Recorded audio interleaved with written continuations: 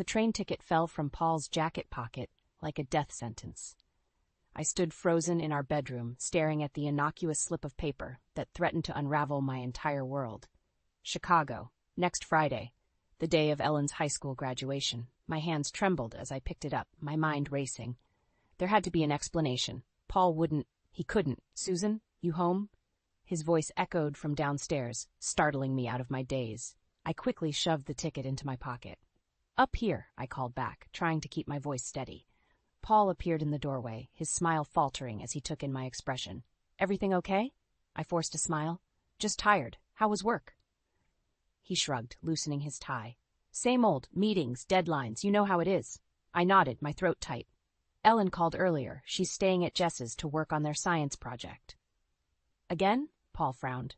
She's been spending a lot of time there lately. She's 15, Paul. It's normal. He grunted, heading for the shower. As the water started running, I pulled out the ticket again, studying it. Round trip, first class. My stomach churned. I needed answers. Grabbing Paul's phone from the nightstand, I hesitated for a moment before entering his passcode. 1985. The year we met. At least that hadn't changed. My fingers shook as I scrolled through his messages. Work emails, group chats with friends, and then my heart stopped. A conversation with someone named M. No last name, just an initial. Can't wait to see you in Chicago, handsome. It's been too long. Missing you already. These secret meetings aren't enough anymore. I love you. When are you going to leave her? The phone slipped from my grasp, clattering to the floor. Paul's voice called out from the bathroom. Everything all right out there? I swallowed hard. Just dropped something. Don't worry about it. 15 years of marriage. 15 years of loving Ellen as my own. All of it. A lie? The shower shut off, and I heard Paul moving around in the bathroom. I had to pull myself together. Taking a deep breath, I picked up his phone and placed it back on the nightstand. Paul emerged, a towel wrapped around his waist. Hey, I was thinking we could go out for dinner tonight. That new Italian place downtown? I nodded mechanically. Sounds nice. He frowned, stepping closer. Are you sure you're okay? You seem off. For a moment, I considered confronting him right then and there, demanding answers, screaming, throwing things. But Ellen's face flashed in my mind. Her graduation was in a week. I couldn't ruin that for her. I'm fine, I lied, plastering on a smile. Just worried about Ellen. She seems so distant lately. Paul's expression softened. She's a teenager, Sue. It's normal. Remember how you were telling me earlier? I bit back a bitter laugh. Of course I remembered. I remembered everything about our life together. Every moment, every promise. Did any of it matter to him? You're right, I said, standing up. I'll go start the car. Meet you downstairs in 10. He nodded, already turning away to get dressed. As I left the room, my mind was racing. I needed a plan. I needed proof. Most of all, I needed to protect Ellen. In the car, I pulled out my phone and dialed a number I never thought I'd use. Hello, is this Hawkins Investigations? I need your help. As Paul climbed into the passenger seat, I ended the call. He smiled at me, oblivious to the storm brewing inside me. Ready to go, honey? I nodded, my grip tightening on the steering wheel. Ready as I'll ever be. I never imagined I'd be a mother at 35, let alone to a child who wasn't biologically mine. But life has a way of surprising you, doesn't it? The day I met Ellen, she was all gangly limbs and wary eyes, hiding behind Paul's legs. I knelt down, my heart pounding. Hi, Ellen. I'm Susan. It's nice to meet you. She peered at me, her small face scrunched in concentration. Do you like unicorns? I laughed, relief washing over me. I love unicorns. Do you want to show me yours? As Ellen dragged me to her room, chattering about her stuffed animal collection, I caught Paul's eye. He smiled, mouthing, thank you. But it wasn't always that easy. The first time Ellen called me Mom, I froze, panic rising in my chest. Later that night, I confessed my fears to Paul. What if I'm not good enough? I whispered, tears threatening to spill. What if I mess her up? Paul pulled me close, his voice steady. You're already an amazing mother, Sue. Ellen adores you. But what if? He cut me off with a kiss. No what ifs. We're in this together, remember? I nodded, clinging to his words like a lifeline. Together, always. Now, as I sat in the parking lot of Hawkins Investigations, that memory felt like a knife twisting in my gut. Together. What a joke.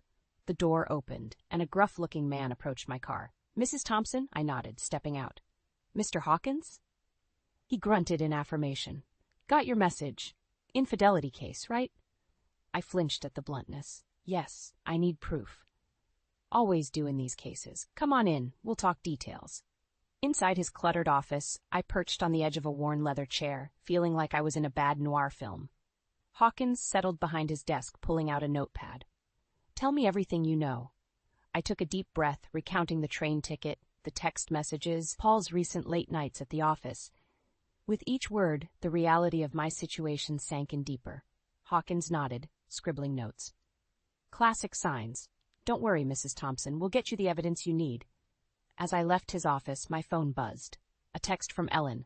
Mom, can we talk when you get home? It's important. My heart raced. Did she know? Had she noticed something off with Paul, too?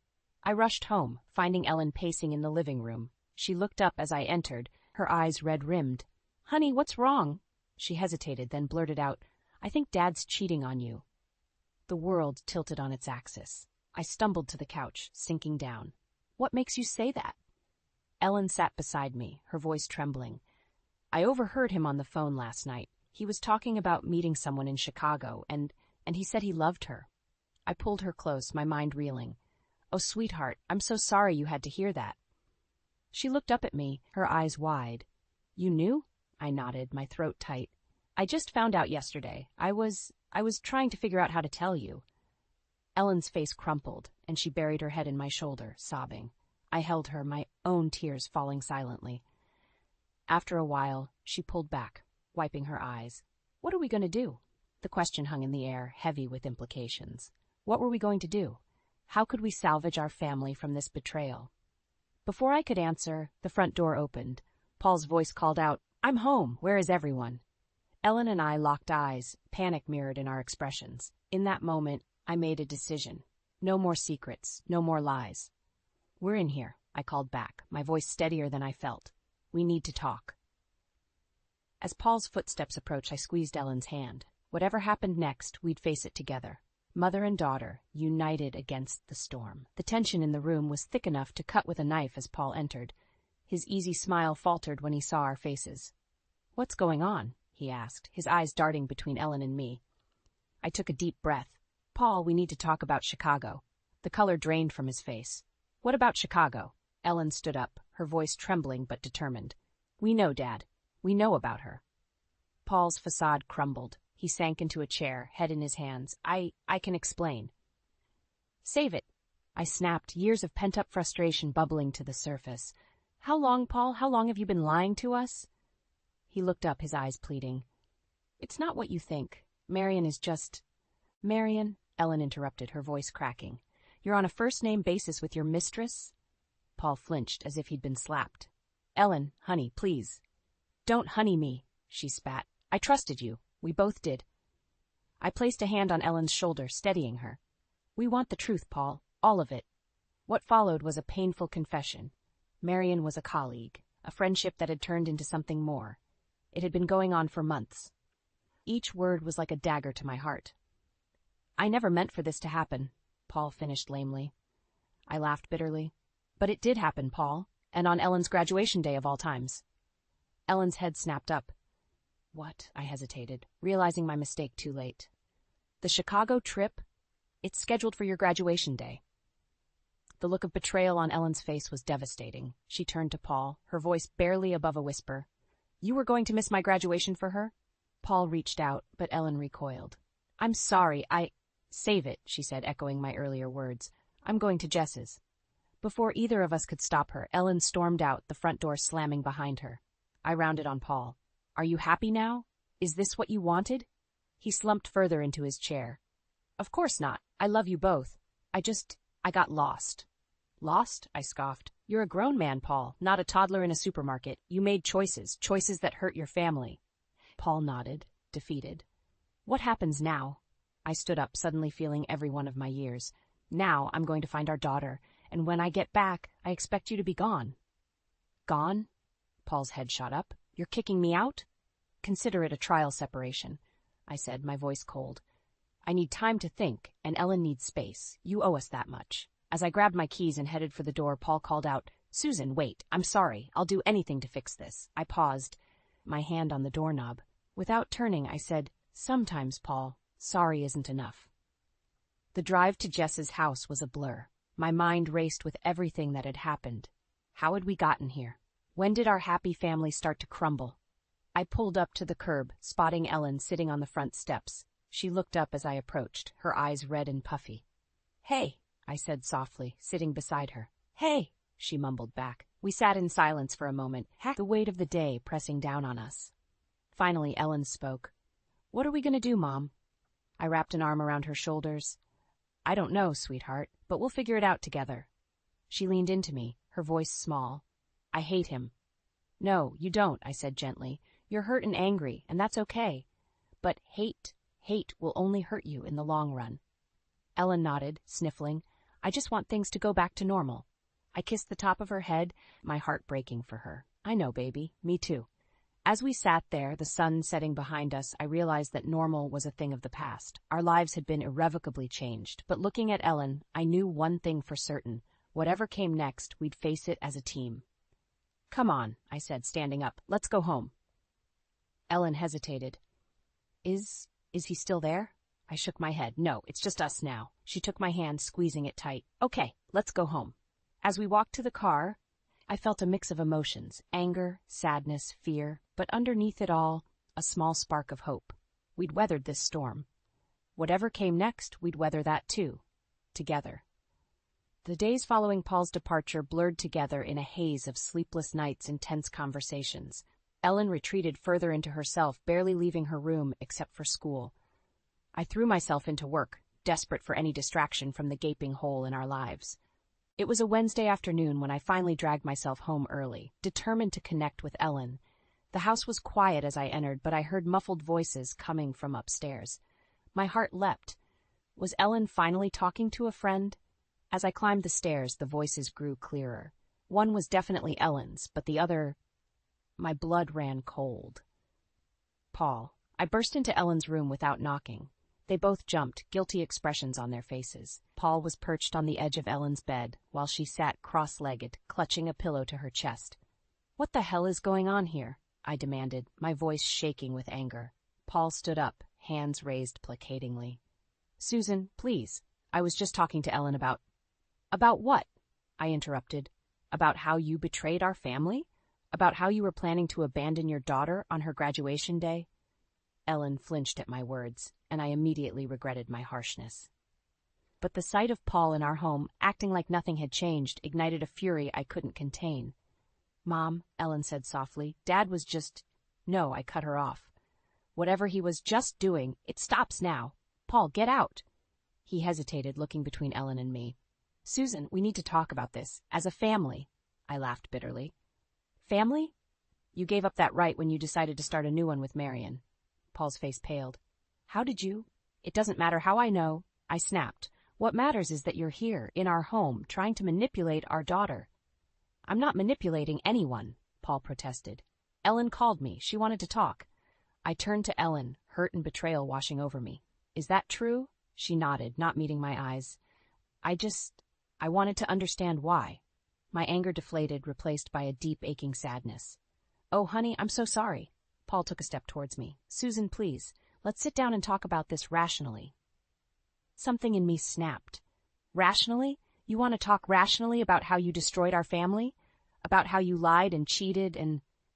I stopped abruptly as a wave of dizziness washed over me. The room spun, and I grabbed the doorframe for support. "Mom?" Ellen's voice sounded far away. "Are you okay?" I tried to answer, but the words wouldn't come. The last thing I saw was Paul and Ellen's panicked faces as the world went black.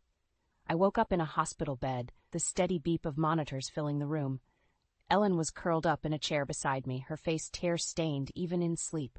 Paul was nowhere to be seen. A nurse entered, smiling when she saw I was awake. "Welcome back, Mrs. Thompson. How are you feeling?" "What happened?" I croaked, my throat dry. "You fainted," she explained gently. "Your blood pressure was dangerously high. The doctor wants to run some tests, but it seems the stress of your situation may have contributed." I closed my eyes, shame washing over me. I'd let Paul's betrayal consume me so completely that I'd neglected my own health, and worse, I'd scared Ellen. As if on cue, Ellen stirred, her eyes widening when she saw me awake. Mom, you're okay. She threw herself into my arms, and I held her tight, breathing in the familiar scent of her shampoo. I'm so sorry, sweetheart. I'm okay now. Ellen pulled back, wiping her eyes. Dad's in the waiting room. He's been here all night. I tensed, torn between gratitude for his concern and anger at his presence. But looking at Ellen's hopeful face, I realized I had a choice to make. I could let my bitterness towards Paul poison our family further, or I could find a way to move forward, for Ellen's sake and for my own. Taking a deep breath, I squeezed Ellen's hand. Can you ask him to come in? I think it's time we all talked. As Ellen nodded and hurried out, I steeled myself for the conversation ahead. Whatever happened next, one thing was clear. Things couldn't go on as they had been. It was time for a change, and I was ready to face it head on. The hospital room felt suffocating as Paul entered, his face a mask of concern and guilt. Ellen squeezed my hand before slipping out, leaving us alone. Susan, Paul began, his voice cracking. I'm so sorry. I never meant for any of this to happen. I held up a hand, silencing him. Save it, Paul. I didn't ask you here for apologies. He nodded, sinking into the chair Ellen had vacated. Then why? I took a deep breath, steeling myself. I need to know everything. No more lies, no more half-truths. I deserve that much. Paul's shoulders slumped. You're right. You do. What followed was a painful confession that shook me to my core. Marion wasn't just a fling. They'd been seeing each other for over a year. They'd met at a conference in Chicago and had been carrying on their affair ever since. We never meant to fall in love, Paul said, his eyes pleading for understanding. The word love hit me like a physical blow. Love? I spat. You destroy our family and call it love? Paul flinched.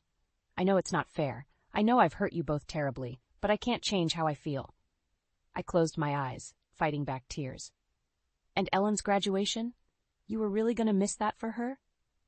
He had the decency to look ashamed. I wasn't thinking straight. Marion had surprised me with tickets to a show in Chicago. I didn't realize the dates conflicted until later. And you chose her, I said flatly. Paul nodded, unable to meet my gaze. I'm sorry. We sat in silence for a moment, the weight of his betrayal hanging heavy between us. Finally, I spoke. I want a divorce.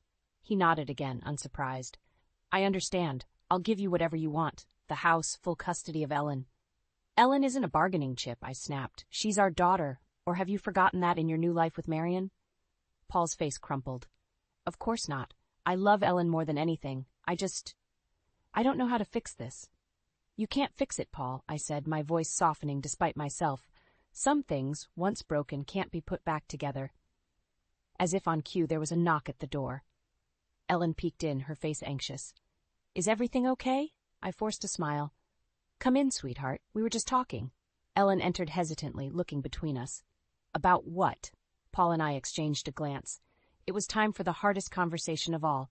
Honey, I began gently, your father and I have decided to get a divorce. Ellen's face fell, but she didn't look surprised. Because of Marion? Paul started. You know about Marion? She nodded, her voice small. I overheard you on the phone once. I didn't want to believe it, but my heart broke for her. Oh, Ellen, I'm so sorry you've been carrying this alone. She shrugged, trying to appear nonchalant despite the tears in her eyes. It's okay. I kind of figured this was coming. Paul reached out to her, but she stepped back. Ellen, please. I know I've messed up, but I still love you. That will never change. Ellen's face hardened. If you loved us, you wouldn't have done this. The room fell silent, the weight of her words hanging in the air. I realized then that it wasn't just my marriage that was broken. Paul's relationship with Ellen might be irreparably damaged too. As I watched them, father and daughter, unable to bridge the chasm between them, I knew I had to make a decision, not just for myself, but for Ellen. We couldn't go on like this, trapped in a limbo of hurt and resentment. Paul, I said, my voice steady despite the turmoil inside me. I think it's best if you move out, permanently. He nodded, resigned. I understand. I'll start looking for a place tomorrow. Ellen's shoulders relaxed slightly, and I knew I'd made the right choice. As Paul left the room, promising to visit again soon, I pulled Ellen close. We're going to be okay, I whispered, hoping I sounded more confident than I felt. It's just you and me now, kid. We'll figure this out together. As Ellen clung to me, I silently vowed to do whatever it took to protect her and rebuild our lives. The road ahead would be difficult, but we'd face it as a team. Mother and daughter, against the world. The days after my hospital stay passed in a blur of legal meetings and hushed conversations. Paul moved out quietly, leaving behind a house full of memories and a daughter who refused to speak to him. I threw myself into work and caring for Ellen, desperate to maintain some semblance of normalcy. It was a rainy Tuesday when everything came to a head. I was in my home office, poring over divorce papers, when I heard the front door slam. Ellen's footsteps thundered up the stairs, followed by the sound of her bedroom door slamming shut. Alarmed, I rushed to check on her. "Ellen, honey, what's wrong?" No response. I knocked gently. "Ellen, please, talk to me." The door flew open, revealing Ellen's tear-stained face. I saw them, as she choked out. My heart sank. Saw who? Dad and her, Marion. Ellen spat the name like a curse. They were at the mall, holding hands, laughing like nothing was wrong. I felt like I'd been punched in the gut. "Oh, sweetheart, I'm so sorry." Ellen's face crumpled. "How could he do this to us, Mom? How could he just replace us?" I pulled her into a tight hug, my own tears threatening to fall. "I don't know, baby. I wish I had answers for you." We stood there for a long moment, by clinging to each other. Finally, Ellen pulled away, wiping her eyes. "I need to tell you something." The seriousness in her voice made me pause. "What is it?" She took a deep breath. "I've known about Dad's affair for a while, longer than I let on." I felt the floor shift beneath me. "What? How long?" "A few months," Ellen admitted eyes. "I found some texts on his phone. I didn't know how to tell you. My mind reeled. All those times Ellen had been distant, locked away in her room. She'd been carrying this burden alone. "Oh, Ellen," I breathed. "Why didn't you say something?" She shrugged, looking small and vulnerable. "I thought, if I ignored it, maybe it would go away. Maybe Dad would realize what he was risking and stop." My heart broke for her. "Sweetheart, this isn't your fault. None of this is your responsibility." Ellen's eyes flashed with sudden anger. "But it is. I'm the reason you stayed with him for so long. If I hadn't been here, you could have left years ago." I grabbed her shoulders, forcing her to look at me. "Listen to me, Ellen. You are the best thing that ever happened to me. You're not the reason I stayed. You're the reason I found the strength to leave." She blinked, surprised. "Really?" I nodded, cupping her face in my hands. "Really, you and me, we're a team. No matter what happens with your dad, that will never change." Ellen's lip trembled. "Promise?" "I promise," I said firmly. "Now, how about we order some pizza and have a movie night? Just the two of us?" For the first time in weeks, Ellen smiled. "Can we get extra cheese?" I laughed, feeling a weight lift from my shoulders. "Extra cheese it is!" As we settled onto the couch, surrounded by comfort food and cheesy rom-coms, I felt a surge of determination. We'd been through hell, but we'd come out stronger. Whatever challenges lay ahead, we'd face them together. Just as the movie was reaching its climax, my phone buzzed. A text from Paul. "We need to talk. It's important." I stared at the screen, my stomach churning. "What now? Haven't we been through enough?" Ellen noticed my expression. "What's wrong?" I hesitated, then showed her the text. Her face hardened. "Are you going to meet him?" I took a deep breath, weighing my options. On one hand, I was done with Paul's drama. On the other, if it was truly important. "What do you think I should do?" I asked Ellen, realizing in that moment that her opinion mattered more than anyone else's. She thought for a moment, then squared her shoulders. "I think we should hear him out, together." I nodded, feeling a mix of pride and apprehension. "Okay, together it is." As I typed out a response to Paul, I couldn't shake the feeling that we were standing on the edge of something big. Whatever news he had, whatever challenges lay ahead, one thing was certain. Ellen and I would face it as a united front. The real test of our strength was about to begin. The coffee shop buzzed with quiet conversation, but I barely noticed. My eyes were fixed on the door, waiting for Paul to arrive. Ellen sat beside me, her hand clasped tightly in mine. "We can still leave," I whispered, giving her one last chance to back out. She shook her head, jaw set. "No, we need to hear what he has to say." The bell above the door chimed, and Paul walked in. My breath caught in my throat. He looked different. Tired, yes, but there was something else. A nervousness I'd never seen in him before. He spotted us and made his way over, hesitating before sitting down. "Thank you for meeting me, both of you." Ellen remained silent, her grip on my hand tightening. "What's this about, Paul?" I asked, cutting to the chase. He took a deep breath. "Marian's pregnant." The words hit me like a physical blow.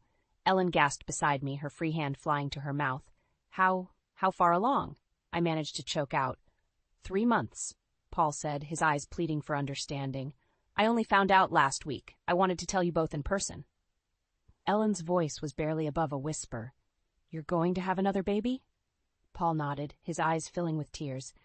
"I know this changes everything. I'm so sorry." I felt numb, my mind racing. A baby. Paul and Marian were having a baby. Ellen would have a half-sibling. The family I thought we had was shattering even further. "What does this mean for us?" I asked, my voice steadier than I felt. "For the divorce?" Paul ran a hand through his hair. I don't know. Marian wants me to move in with her, to be there for the baby." Ellen stood up abruptly, her chair scraping against the floor. "I can't do this," she choked out before running towards the restroom. I started to follow, but Paul caught my arm. "Susan, wait, there's more." I turned back, anger flaring. What more could there possibly be? He swallowed hard. "Marian's job is transferring her to New York. She wants me to go with her." The world tilted on its axis. "New York? You're moving across the country?" Paul nodded, looking miserable. "I haven't decided yet. I don't want to leave Ellen, but you have a new family now," I finished bitterly. He flinched.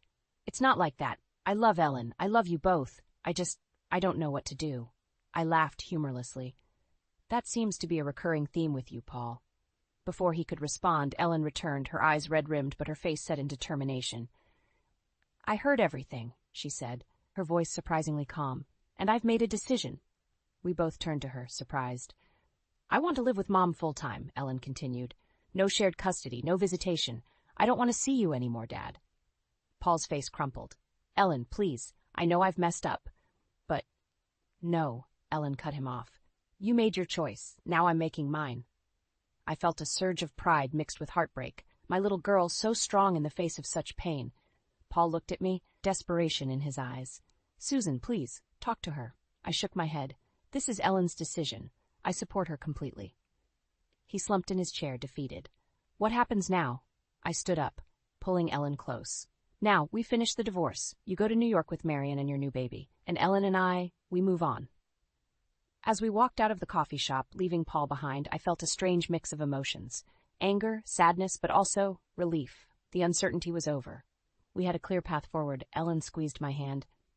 "Are we going to be okay, Mom?" I looked down at her, this brave, resilient girl who had become the center of my world. "Yes, sweetheart, we're going to be more than okay." As we stepped out into the sunlight, I felt a weight lift from my shoulders. The road ahead wouldn't be easy, but we'd face it together. Mother and daughter against the world. The real journey was just beginning. The morning of Ellen's graduation dawned bright and clear, a stark contrast to the turmoil of the past few months. As I helped Ellen into her gown, I couldn't help but marvel at the young woman she'd become. "You ready for this?" I asked, smoothing down her collar. She nodded, a mix of excitement and nervousness in her eyes. "As ready as I'll ever be." We'd moved into our new apartment just a week ago, boxes still scattered around. It was smaller than our old house, but it felt like home. Our home. As we drove to the school, Ellen fidgeted with her cap. Do you think Dad will show up?" I gripped the steering wheel tighter. "I don't know, honey, but whatever happens, I'm here." The auditorium was packed when we arrived. I spotted Paul almost immediately, standing awkwardly near the back. Our eyes met, and he gave a hesitant wave. Ellen tensed beside me. "You don't have to talk to him if you don't want to," I whispered. She squared her shoulders. "No, I think I need to." I watched as Ellen approached Paul. They spoke briefly, Paul's face a mix of regret and pride. When Ellen returned, her eyes were dry but determined. "Everything okay?" I asked. She nodded. "Yeah, I told him I'm glad he came, but that doesn't change anything." Pride swelled in my chest, my brave, resilient girl. As the ceremony began, I found myself reflecting on our journey. The pain, the betrayal, the uncertainty. It had all led us here, to this moment of triumph and new beginnings. When Ellen's name was called, I cheered louder than anyone. Our eyes met as she crossed the stage, and in that moment I knew we'd be okay. After the ceremony, we were swept up in a whirlwind of photos and congratulations. Paul approached cautiously, Marian hovering in the background. "Congratulations, Ellen," he said softly. "I'm so proud of you." Ellen's smile was polite but distant. "Thanks, Dad." An awkward silence fell. Finally, Paul cleared his throat. "We're, heading to New York next week. I was hoping maybe we could have dinner before we go?" Ellen glanced at me, then back at her father. "I don't think that's a good idea. Maybe someday, but not now." Paul nodded, disappointment and understanding warring on his face. "I understand. Take care of each other, okay?" As he walked away, I pulled Ellen close. "You okay?" She took a deep breath. "Yeah, I think I am." That night, as we celebrated with takeout and ice cream in our new apartment, Ellen turned to me with a serious expression. "Mom, I want you to know something," she said. "I don't regret choosing you. Not for a second." Tears pricked my eyes. "Oh, sweetheart, I don't regret choosing you either." She smiled, a hint of mischief in her eyes. "Good, because you're stuck with me now." We laughed, the sound filling our small living room. It wasn't perfect. There were still boxes to unpack, wounds to heal, a future to figure out. But we were together, and that was what mattered. As I tucked Ellen into bed that night, a ritual she claimed she was too old for but secretly loved, I felt a sense of peace wash over me. "Mom?" Ellen's voice was sleepy. "Do you think we'll be okay?" I smoothed her hair back, remembering all we'd been through. The betrayal, the heartache, the difficult choices, but also the love, the resilience, the unbreakable bond between us. "Yeah, baby," I said softly. "We're going to be more than okay." As I closed her door, I caught sight of myself in the hallway mirror. The woman staring back at me was different from the one who had discovered Paul's betrayal all those months ago. Stronger, wiser, ready to face whatever came next. I smiled at my reflection, feeling a sense of hope I hadn't experienced in years. Our story wasn't over. In many ways, it was just beginning. But whatever challenges lay ahead, I knew one thing for certain. Ellen and I would face them together. Mother and daughter against the world. And that was all we needed.